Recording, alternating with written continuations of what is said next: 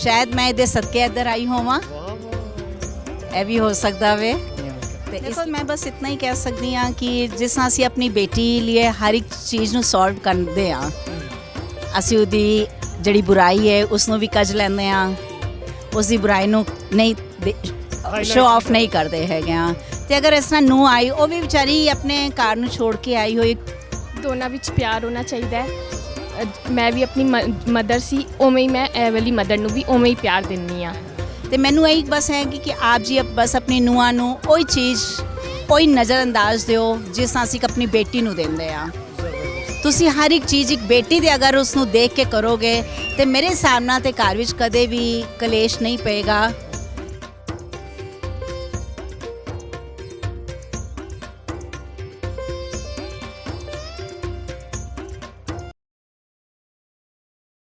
जी अस्सलाम वालेकुम ते सत श्री अकाल। ते मेरे नाल सोहनी जी धी ते एक सोहनी जी साडी आंटी।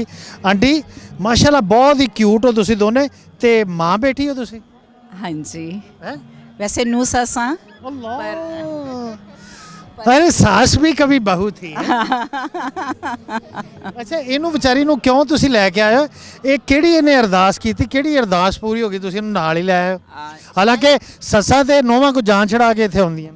शायद मैं ਇਹਦੇ ਸਦਕੇ ਇੱਧਰ ਆਈ ਹੋਵਾਂ, ਇਹ ਵੀ ਹੋ ਸਕਦਾ ਵੇ।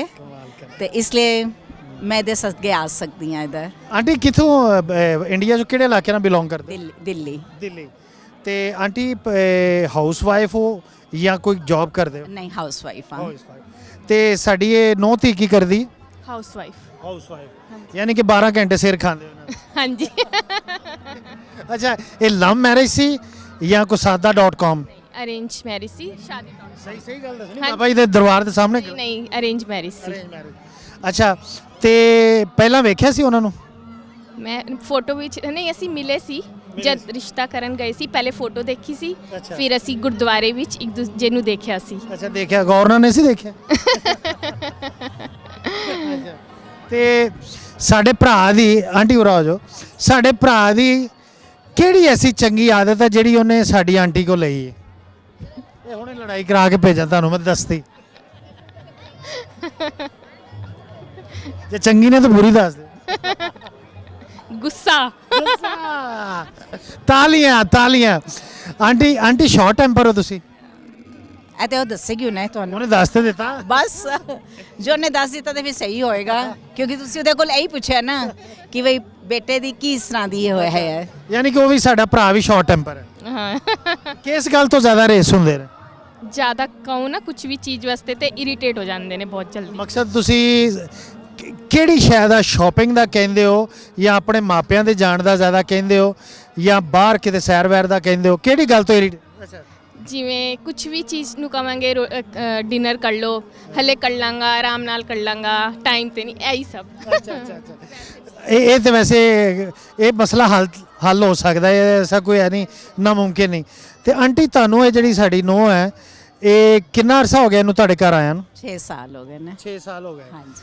ਤੇ 6 ਸਾਲਾਂ ਦੇ ਵਿੱਚ ਤੁਹਾਨੂੰ ਕਿਹੜੀ ਐਸੀ ਚੀਜ਼ ਲੱਗੀ ਹੈ ਕਿ ਜਿਹੜਾ ਤੁਹਾਨੂੰ ਲੱਗੇ ਕਿ ਯਾਰ ਇਹ ਮੇਰੇ ਪੁੱਤਰ ਦਾ ਜਾਂ ਮੇਰਾ ਸਹੀ ਫੈਸਲਾ ਸੀ? ਮੈਨੂੰ ਐਸੀ ਕੋਈ ਚੀਜ਼ ਨਹੀਂ ਲੱਗੀ, ਕਿਉਂਕਿ ਮੇਰੀ ਬੇਟੀ ਨਹੀਂ ਸੀ ਤੇ ਮੈਂ ਆਪਣੀ ਬੇਟੀ ਸਮਝ ਕੇ ਇਸ ਨੂੰ ਲੈ ਆਈ ਹਾਂ। ਤੇ ਆਪਣੀ ਬੇਟੀ 'ਚ ਕੋਈ ਵੀ ਆਪਣਾ ਅਣਗੁਣ ਜਿਹੜਾ ਵੇ ਨਜ਼ਰ ਨਹੀਂ ਆਉਂਦਾ ਵੇ।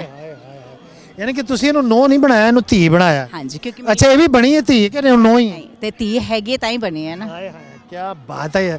ਅੱਛਾ ਇਹ ਪਕਾਉਣ ਦੀ ਕਿਹੜੀ ਸ਼ੈ ਸਹੀ ਹੈ? ਹਰ ਇੱਕ ਚੀਜ਼ ਵੀ, ਨੌਨ ਵੈਜ ਵੀ, ਸਭ ਕੁਝ ਅੱਛਾ ਬਣਾਉਂਦੇ ਹੈ। ਵੈਸੇ ਤੈਨੂੰ ਪੁੱਤਰ ਕਿਹੜੀ ਗੱਲ ਤੇ ਫਖਰ ਹੈ ਜਿਹੜਾ ਤੂੰ ਬਣਾ ਲੈਣੀ ਹੈ? ਮੈਂ ਨਾਨ ਵੈਜ ਵੀ ਬਣਾ ਲੈਂਦੀ ਹਾਂ, ਵੈਜ ਵੀ ਬਣਾ ਜਿਹੜਾ ਤੈਨੂੰ ਪਤਾ ਕਿ ਮੈਂ ਠੱਕ ਕਰਕੇ ਕਮਾਲ ਬਣਾਉਣੀ?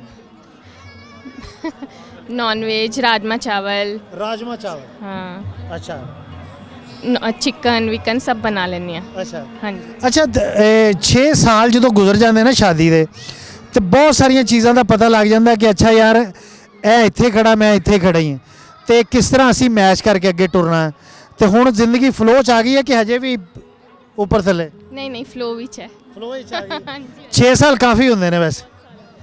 ਅੱਛਾ ਬੇਬੀ ਹੈ ਨੇ ਤੁਹਾਡੇ ਪੋਤਰੇ ਦੋ? ਨਹੀਂ, ਹਾਲੇ ਨਹੀਂ ਹਨ, ਹਾਲੇ।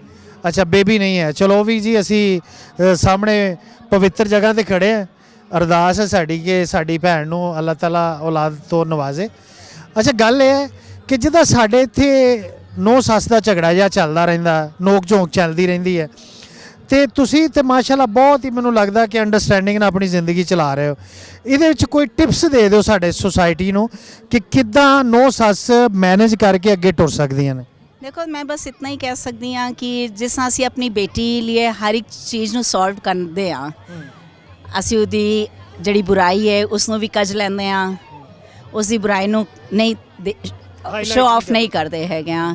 ਤੇ ਅਗਰ ਇਸ ਤਰ੍ਹਾਂ ਨੂੰ ਆਈ, ਉਹ ਵੀ ਵਿਚਾਰੀ ਆਪਣੇ ਘਰ ਨੂੰ ਛੋੜ ਕੇ ਆਈ ਹੋਈ, ਕਿਉਂਕਿ ਮੈਂ ਵੀ ਉਹੀ ਤੁਹਾਡੀ ਵਾਲੀ ਗੱਲ ਆ ਗਈ ਕਿ ਮੈਂ ਵੀ ਕभी ਬਹੂ ਥੀ, ਤੇ ਜੋ ਮੈਂ ਉਮੀਦਾਂ ਲੈ ਕੇ ਆਈ ਸੀ ਆਪਣੇ ਘਰ ਵਿੱਚ, ਤੇ ਉਹ ਸ਼ਾਇਦ ਮੈਨੂੰ ਮੈਂ ਨਹੀਂ ਮਿਲਿਆ। ਪਰ ਮੈਨੂੰ ਲੱਗਦਾ ਹੈ ਕਿ ਨਹੀਂ, ਅਗਰ ਮੇਰੀ ਨੂੰ ਆਈ ਹੈ ਤੇ ਉਸ ਨੂੰ ਉਹੀ ਚੀਜ਼ ਮਿਲੇ ਜੋ ਉਹਦੇ ਮਨ ਦੀ ਹੈਗੀ ਹੈ। ਤੇ ਮੈਨੂੰ ਇਹੀ ਬਸ ਹੈ ਕਿ ਆਪ ਜੀ ਬਸ ਆਪਣੀ ਨੂੰਹਾਂ ਨੂੰ ਉਹੀ ਚੀਜ਼, ਉਹੀ ਨਜ਼ਰਅੰਦਾਜ਼ ਦਿਓ ਜਿਸ ਤਰ੍ਹਾਂ ਅਸੀਂ ਆਪਣੀ ਬੇਟੀ ਨੂੰ ਦਿੰਦੇ ਆ। ਤੁਸੀਂ ਹਰ ਇੱਕ ਚੀਜ਼ ਇੱਕ ਬੇਟੀ ਦੇ ਅਗਰ ਉਸ ਨੂੰ ਦੇਖ ਕੇ ਕਰੋਗੇ ਤੇ ਮੇਰੇ ਹਿਸਾਬ ਨਾਲ ਤੇ ਘਰ ਵਿੱਚ ਕਦੇ ਵੀ ਕਲੇਸ਼ ਨਹੀਂ ਪਏਗਾ। ਤੇ ਬਾਕੀ ਦੇਖੋ ਹਾਲਾਤ ਕਈ ਵਾਰੀ ਹੋ ਜਾਂਦੇ ਨੇ, ਕੋਈ ਗੱਲ ਨਹੀਂ, ਐਸੀ ਕੋਈ ਗੱਲ ਨਹੀਂ। ਭਾਂਡੇ ਦੋ ਖੜਕ ਜਾਂਦੇ ਨੇ, ਮਾਂ ਬੇਟੀ ਵਿੱਚ ਵੀ ਤੇ ਹੁੰਦੇ ਹੀ ਨੇ ਨਾ, ਹੋ ਜਾਂਦਾ। ਅੱਛਾ, ਇਹ ਹੈ ਸੱਸ ਵੱਲੋਂ ਟਿਪਸ। ਬਹੂ ਵੱਲੋਂ ਕੀ ਟਿਪਸ ਹੈ ਸਾਡੀ ਜਿਹੜੀਆਂ ਨੌਵਾਂ ਨੇ ਪਾਕਿਸਤਾਨ ਵਿੱਚ, ਤੁਸੀਂ ਕੀ ਟਿਪਸ ਦਿਓਗੇ ਕਿ ਜੀ ਇੰਜ ਆਪਣੀ ਜ਼ਿੰਦਗੀ ਨੂੰ ਖੂਬਸੂਰਤ ਬਣਾ ਸਕਦੇ ਹੋ ਤੁਸੀਂ? ਦੋਨਾਂ ਵਿੱਚ ਪਿਆਰ ਹੋਣਾ ਚਾਹੀਦਾ ਹੈ। ਮੈਂ ਵੀ ਆਪਣੀ ਮਦਰ ਸੀ, ਉਵੇਂ ਹੀ ਮੈਂ ਇਹ ਵਾਲੀ ਮਦਰ ਨੂੰ ਵੀ ਉਵੇਂ ਹੀ ਪਿਆਰ ਦਿੰਨੀ ਆ। ਤੇ ਦੋਨਾਂ ਵਿੱਚ ਬਸ ਪਿਆਰ ਬਣਿਆ ਰਹੇ, ਔਰ ਮੈਂ ਉਵੇਂ ਹੀ ਜਿਵੇਂ ਆਪਣੀ ਮਦਰ ਨੂੰ ਪਿਆਰ ਕਰਦੀ ਸੀ ਉਵੇਂ ਹੀ ਮਦਰ ਨੂੰ ਪਿਆਰ ਕਰਦੀ ਹਾਂ। ਅੱਛਾ, ਹੁਣ ਸਾਡੇ ਭਰਾ ਨੇ ਸ਼ਾਪਿੰਗ ਲਈ ਪੈਸੇ ਤੁਹਾਨੂੰ ਫੜਾਏ ਨੇ ਕਿ ਇਹਨਾਂ ਨੂੰ ਫੜਾਏ ਨੇ? ਨਹੀਂ, ਮੈਨੂੰ ਦਿੰਦੇ ਨੇ, ਬਟ ਮੰਮੀ ਨੂੰ ਵੀ ਕਰਾਉਂਦੇ ਨੇ। ਨਹੀਂ, ਇੱਥੋਂ ਜਿਹੜੀ ਸ਼ਾਪਿੰਗ ਕਰਨੀ ਹੈ ਉਹ ਕਿੰਨੇ? ਸ਼ਾਪਿੰਗ ਕੀਤੀ ਨਹੀਂ। ਨਹੀਂ, ਪੈਸੇ ਤੇ ਦਿੱਤੇ ਨਾ? ਨਹੀਂ, ਹੱਲੇ ਨਹੀਂ ਦਿੱਤੇ, ਉਹਨਾਂ ਦੇ ਕੋਲ ਹੀ ਨੇ। ਪੈਸੇ ਨਹੀਂ ਦਿੱਤੇ ਉਹਨਾਂ ਨੇ। ਲੜਾਈ ਪਵਾਉਣਾ ਇਹਨਾਂ ਦਾ ਫਰਜ਼ ਹੈ, ਸਮਝਣਾ ਸਾਡਾ ਫਰਜ਼ ਹੈ। ਠੀਕ ਹੈ ਨਾ? ਮੇਰੇ ਕੋਲ ਕੋਈ ਪੈਸੇ ਨਹੀਂ ਨੇ। ਅੱਛਾ ਜੀ, ਲਓ ਜੀ, ਖਾਲੀ ਹੈ। ਪਰਸ ਖਾਲੀ ਹੈ।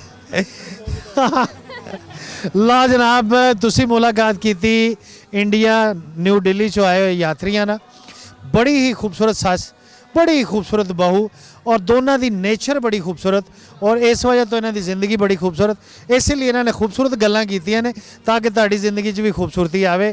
ਹਮਸਾਇਆ ਵੱਲੋਂ ਬੜਾ ਅੱਛਾ ਸੰਦੇਸ਼ ਜਨਾਬ, ਪ੍ਰਣਾਮ ਹੈ ਤੁਹਾਨੂੰ ਤੇ ਸਲਾਮ ਹੈ ਤੁਹਾਨੂੰ, ਰੱਬ ਰਾਖਾ।